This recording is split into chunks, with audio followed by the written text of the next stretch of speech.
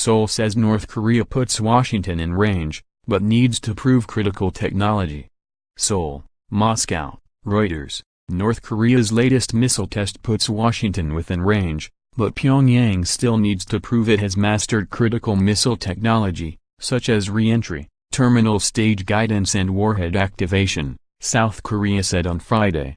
South Korea's Ministry of Defense said the Hwasong-15 missile tested on Wednesday was a new type of intercontinental ballistic missile, ICBM, which can fly over 13,000 kilometers, 8,080 miles, placing Washington within target range.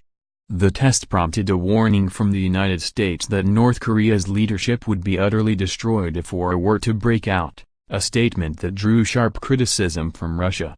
On Friday, Russian Foreign Minister Sergei Lavrov termed the threat from U.S. Ambassador to the United Nations Nikki Haley a bloodthirsty tirade and said military action against Pyongyang would be a big mistake, Russian news agencies reported.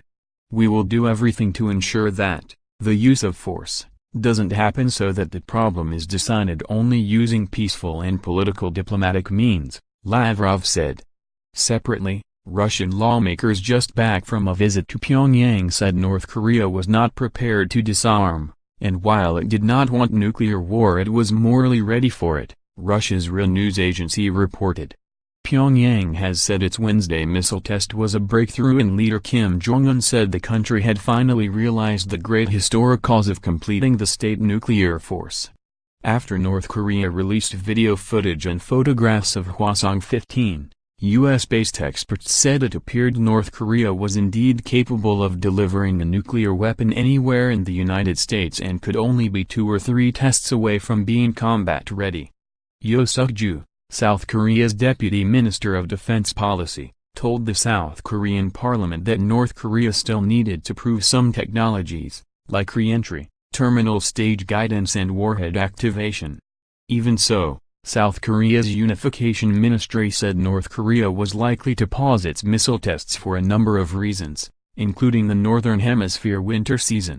For now, if there are no sudden changes in situation or external factors, we feel there is a high chance North Korea will refrain from engaging in provocations for a while, said Lee Yoo-jin, the ministry's deputy spokeswoman.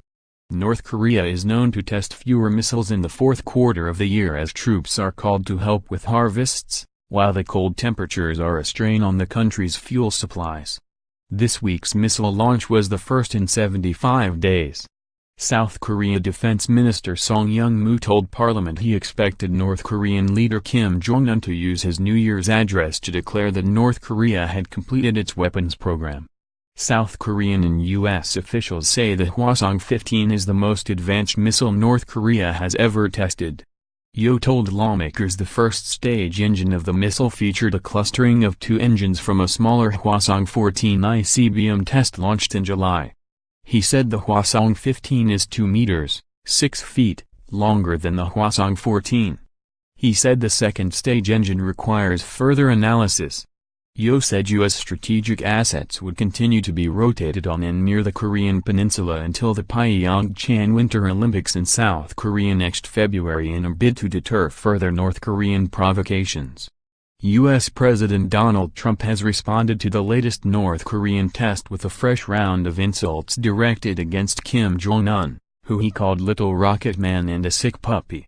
Trump has vowed to respond with tougher sanctions, but his administration has warned that all options are on the table in dealing with North Korea, including military ones. North Korea has stuck to its effort to develop a nuclear-tipped missile capable of hitting the United States in spite of years of international sanctions and condemnation. Reporting by Christine Kim, additional reporting by Dmitry Solovyov in Moscow and David Brunstrom in Washington, editing by Michael Perry and Andrew Hay.